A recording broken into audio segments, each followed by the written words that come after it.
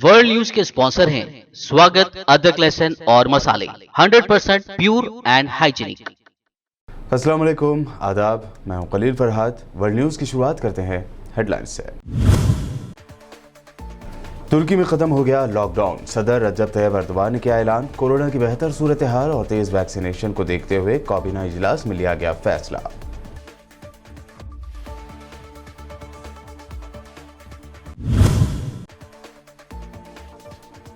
America की रियासत Florida में परेड के दौरान एक शख्स ने लोगों पर चढ़ा दी ट्रक। वाकई में एक शख्स के हलाक जबकि 2 अफराद के जख्मी होने की खबर। ट्रक ड्राइवर हुआ गिरफ्तार।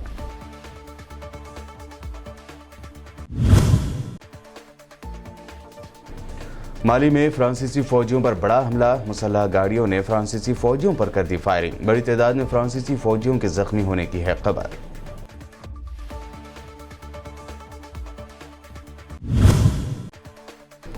राहुल गांधी ने कोरोना मसले पर जारी किया कांग्रेस का व्हाइट पेपर। थर्ड वेव को लेकर मोदी सरकार को किया खबरदार। कहा, थर्ड वेव में दोबारा ना दोहराई जाए। सेकंड वेव के दौरान हुई गलतियां तैयारी कर लेने का दिया मशवरा। पीएम मोदी की तलब करदा अहम मीटिंग में शामिल होंगे कश्मीर की गुपकार अलायंस के लीडर। आज मीटिंग करके कहा, न किसी पेपर पर करेंगे साइन और न ही आर्टिकल 370 पर होगा कोई समझौता। और पेट्रोल और डीजल की कीमतों में फिर 28 पैसे का इजाफा। हैदराबाद में पेट्रोल की कीमत 101 रुपये 33 पैसे जबकि डीजल की कीमत हुई 96 रुपये 17 पैसे फी लीटर। और अब पेश है खबरों की तफसील। तुर्की में कोरोना की सूरत हाल बेहतर होने और टीकाकारी मुहिम तेज होने की वजह से तुर्की में लॉकडाउन खत्म करने का ऐलान कर दिया गया। यह ऐलान तुर्क सदर रजब तैयब एर्दोगान ने वैक्सीनेशन अमल तेज होने और पाबंदियों से कोरोना वबा में कमी आने के बाद किया। तुर्क मीडिया के मुताबिक सदर तैयब एर्दोगान की ज़ेर सदारत होने वाले काबीना इजलास में कोरोना वबा की सूरत हाल का जायजा लेने के बाद पाबंदियां उठाने के हवाले से अहम फैसले किए गए। अमेरिकी फौजियों की मेज़बानी करने वाले बगदाद इंटरनेशनल एयरपोर्ट पर ड्रोन हमला हुआ है। दराये के मुताबिक बगदाद के इंटरनेशनल हवाई अड्डे के करीब अमेरिका के फौजी अड्डे विक्टोरिया पर ड्रोन हमला हुआ। फिक्स विंग नामी ड्रोन ने अपने हदफ को निशाना बनाया। रिपोर्ट के मुताबिक इराक में अमेरिकी फौजियों की सिक्योरिटी के लिए तैनात सीरेम और काउंटर डिफेंस सिस्टम ने ड्रोन का मुकाबला किया है। अमेरिकी दहशतगर्द बगदाद एयरपोर्ट के इस हिस्से का इस्तेमाल करते हैं और उन्होंने अपना फौजी साजो सामान वहां जमा कर रखा है। अमेरिका की रियासत फ्लोरिडा में परेड के दौरान एक शख्स ने ट्रक लोगों पर चढ़ा दी। गैर मुल्की मीडिया के मुताबिक वाकई में एक शख्स हलाक जबकि 2 जख्मी हो गए। पुलिस ने लोगों पर ट्रक चढ़ाने वाले ड्राइवर को गिरफ्तार कर लिया है। हुकाम का कहना है कि वाकई की तहकीकात जारी है, ताहम फौरी तौर पर यह नहीं बताया गया कि यह हादसा था या ड्राइवर ने जानबूझकर ट्रक लोगों पर चढ़ा दी। माली में फ्रांसीसी फौजियों पर बम से मुसल्लह गाड़ी के साथ हमले किए गए जिसमें कसीर तादाद में फौजी जख्मी हो गए। मुकामी मीडिया के मुताबिक बम से मुसल्लह गाड़ी ने बरकाने ऑपरेशन के दायरेकार में टिम्बकटू के इलाके में मौजूद फ्रांसीसी फौजियों को निशाना बनाया। हमले में बड़ी तादाद में फ्रांसीसी फौजी जख्मी हुए हैं। कसीर तादाद में हेलीकॉप्टर इलाके की तरफ रवाना कर दिए गए। वाज़ेह है कि फ्रांस के सदर इमैनुअल मैक्रोन ने 10 जून को जारी करता बयान में कहा था कि हम इलाके में बर्किन ऑपरेशन को ख़त्म कर देंगे। पाकिस्तान के वज़ीर आज़म इमरान खान ने कहा है कि एक बार मसला कश्मीर हल हो जाने के बाद जोहरी डेटोनेट की ज़रूरत नहीं होगी। पाकिस्तानी अखबार डॉन के मुताबिक इमरान खान ने बताया कि अगर मसला कश्मीर हल हो जाता है तो दोनों पड़ोसी यानी हिंदुस्तान और पाकिस्तान महज़िब लोगों की तरह ज़िंदगी गुजारेंगे और फिर हमें जोहरी डेटोनेट की भी ज़रूरत नहीं होगी। हॉलीवुड की मारूफ एक्ट्रेस और अक़वाम मुत्तहिदा के कमीशन बराए पनाह गज़ीन की ख़ुसूसी नुमाइंदा एंजेलिना जूली ने बर्किना फासो के गोडेबो कैंप का दौरा करके पुरतशद्दुद कार्रवाइयों की वजह से मुल्क छोड़ने वाले हज़ारों पनाह गज़ीनों की हिमायत की और नकल मकानी की सूरत हाल पर तशवीश का इजहार किया। इस बड़े कैंप के दौरे के बाद एंजेलिना जूली ने कहा कि हकीकत यह है कि हम पनाह गज़ीनों की उनके घरों को वापसी के लिए हल या उनके मेज़बान ममालिक की हिमायत के लिए जो कुछ कर सकते हैं उसकी आधी भी मदद नहीं कर रहे हैं। एंजेलिना जूली ने जोर दिया कि बुर्किना फासो जैसे ममालिक की हिमायत की जाए जो पनाह गज़ीनों की मेज़बानी अंजाम दे रहे हैं। मिस्र यानी इजिप्ट में एक अदालत ने टिकटॉकर हनीन हसाम को लड़कियों को बेहयाई पर उभारने और इंसानी स्मगलिंग के इल्ज़ाम में 10 साल कैद की सज़ा सुनाई है और उन पर तकरीबन 13,000 अमेरिकी डॉलर का जुर्माना भी लगाया है। अदालत ने मौदा अल अदहम समेत उनके 3 मज़ीद साथियों को इसी इल्ज़ाम में 6 साल कैद की सज़ा सुनाई है और तकरीबन 13,000 अमेरिकी डॉलर जुर्माना आयद किया है। इस्तिगाज़ा ने इन अफराद पर इल्ज़ाम आयद किया था कि ये मिस्र में ख़ानदान और माशरे के इक़दार की खिलाफ वर्जी कर रहे हैं, लड़कियों को लाइव आने के लिए लालच दे रहे हैं और उनका इस्तेहसार कर रहे हैं और इंसानी स्मगलिंग जैसे संगीन जराइम के मुर्तकिब हो रहे हैं। ये दुनिया अजायब और पुरअसरार चीज़ों से भरी पड़ी है और उनके बारे में कोई न कोई वाक़या या मामला वाबस्ता रहा है। ऐसा ही एक पुरअसरार वाक़या या एक बात यमन में जहन्नुमी कुएं के बारे में कही जा रही है। मीडिया रिपोर्ट के मुताबिक ईस्ट यमन में वाक़े जहन्नुमी कुएं का मामला हल नहीं हो सका है। मुकामी अफराद में ये बात मशहूर है कि ये कुआं लाखों साल पुराना है, जहां बदरूहों को कैद किया जाता है। इस कुएं के वीडियोज़ और फोटोज़ सोशल मीडिया पर तेज़ी से वायरल हो रहे हैं।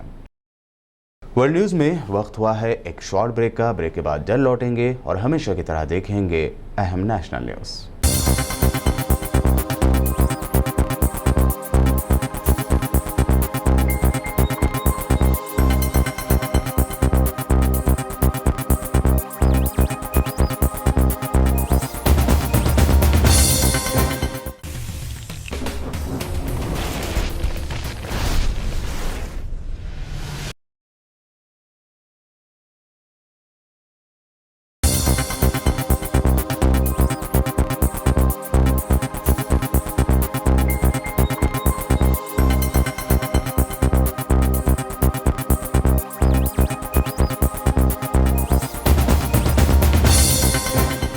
ब्रेक के बाद आइए देखते हैं अब अहम नेशनल न्यूज़।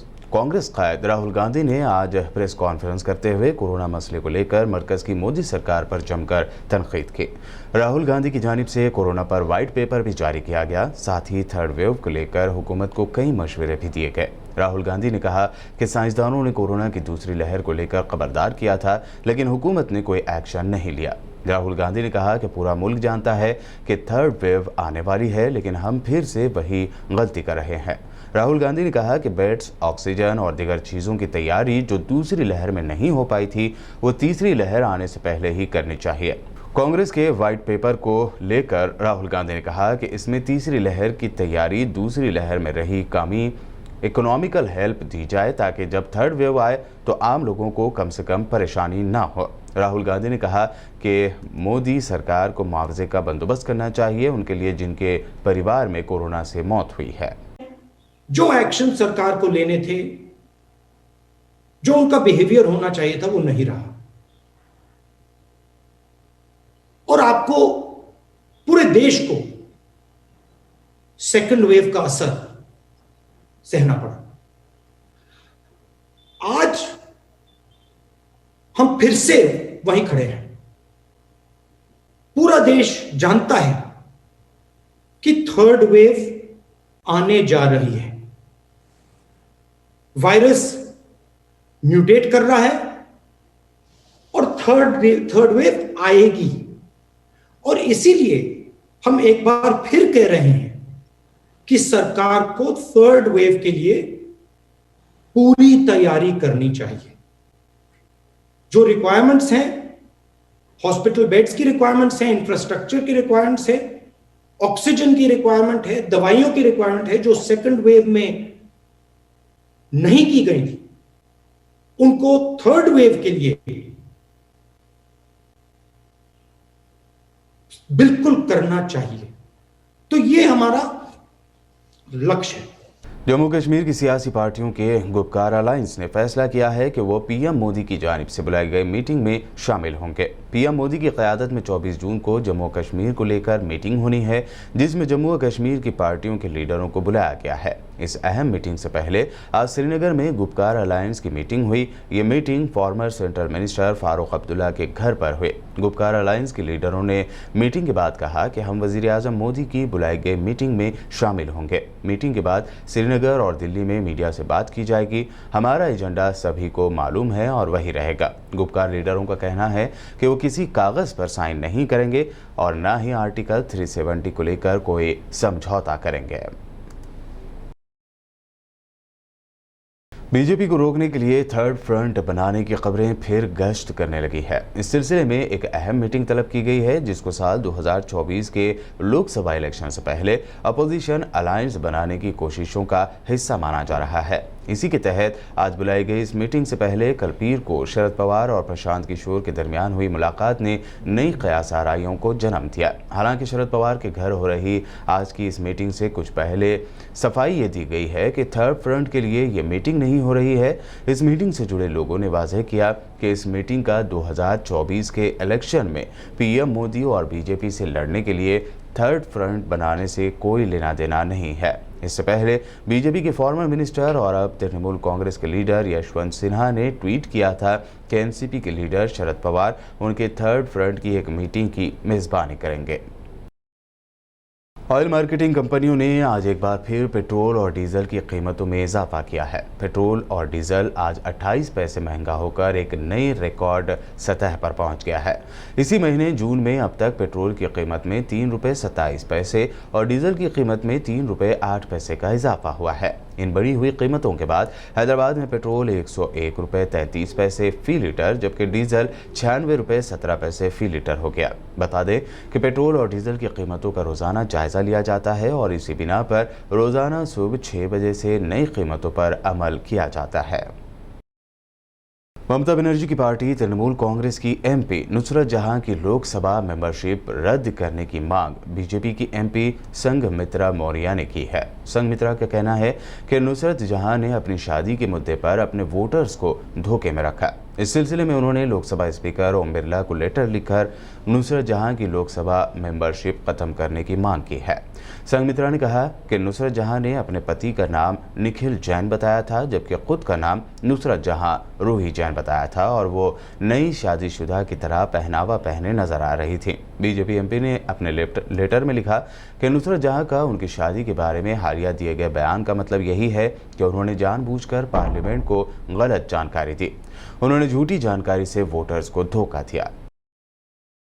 राजस्थान में कोरोना गाइडलाइंस को ताक पर रखते हुए एक शादी की तकरीब का वीडियो सामने आया है। ये तकरीब 20 जून को राजस्थान के सवाई माधोपुर के बड़ीला गांव में हुई थी। शादी की तकरीब में बीजेपी के एमपी डॉक्टर किरोड़ी लाल मीना और कांग्रेस एमएलए इंदिरा मीना जमकर डांस करते हुए दिखाई दिए। बता दें कि कोरोना वायरस की वजह से राजस्थान में 30 जून तक शादी की तकरीबात पर पाबंदी है, लेकिन इस शादी में लोक गीतों पर जमकर ठुमके भी लगाए गए।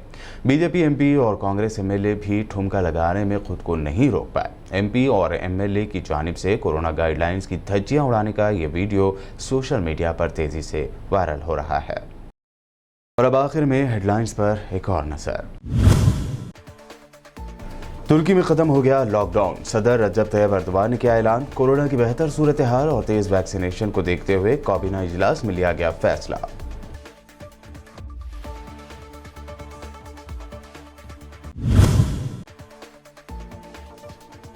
अमेरिका की रियासत फ्लोरिडा में परेड के दौरान एक शख्स ने लोगों पर चढ़ा दी ट्रक। वाकये में एक शख्स के हलाक जबकि 2 अफराद के जख्मी होने की खबर। ट्रक ड्राइवर हुआ गिरफ्तार।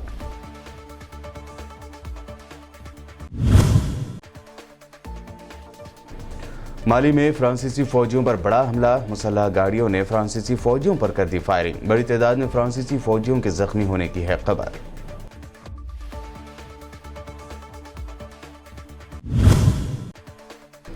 राहुल गांधी ने कोरोना मसले पर जारी किया कांग्रेस का व्हाइट पेपर। थर्ड वेव को लेकर मोदी सरकार को किया खबरदार। कहा थर्ड वेव में दोबारा ना दोहराई जाए। सेकंड वेव के दौरान हुई गलतियां तैयारी कर लेने का दिया मशवरा।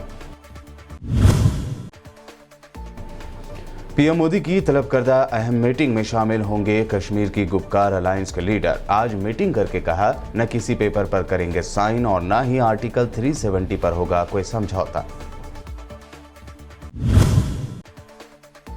और पेट्रोल और डीजल की कीमतों में फिर 28 पैसे का इजाफा। हैदराबाद में पेट्रोल की कीमत 101 रुपये 33 पैसे, जबकि डीजल की कीमत हुई 96 रुपये 17 पैसे फी लीटर। वर्ल्ड न्यूज़ में ये थी अब तक की अहम नेशनल और इंटरनेशनल न्यूज़। हमारे चैनल को सब्सक्राइब, लाइक और हमारे वीडियोस को शेयर ज़रूर करें। मज़ीद अपडेट्स के लिए देखते रहिए BBN चैनल।